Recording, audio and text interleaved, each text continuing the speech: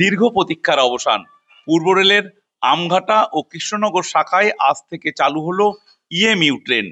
আমঘাটা স্টেশনে পতাকা নেড়ে এই নতুন পরিষেবার শুভ সূচনা করেন রানাঘাটের সাংসদ জগন্নাথ সরকার। উপস্থিত ছিলেন পূর্ব রেলের additional DRM Sealdah infra Rajesh Kumar.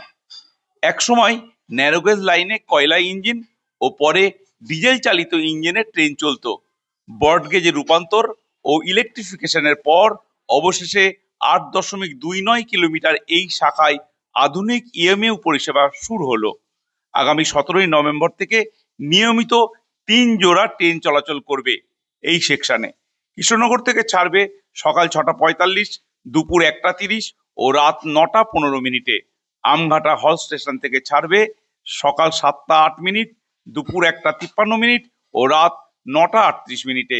এই নতুন পরিষেবা চালু হওয়ায় আমঘাটা ও কৃষ্ণনগরের মানুষজনের মধ্যে খুশির ছোঁয়া।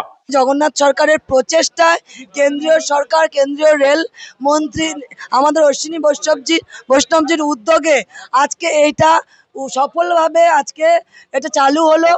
আমাদের যে আমঘাটা থেকে কৃষ্ণনগর যে ট্রেন চলাচল শুরু হলো, তাতে আমরা সকলেই খুবই আনন্দিত।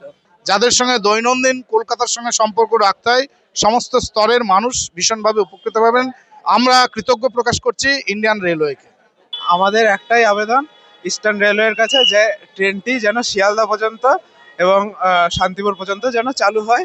সাংসদ জগন্নাথ সরকারের কথাই দুটো রেল পরিষেবা এগিয়ে নিয়ে যাচ্ছেন আমাদের ভারতের প্রধানমন্ত্রী নরেন্দ্র দামোদর মোদী।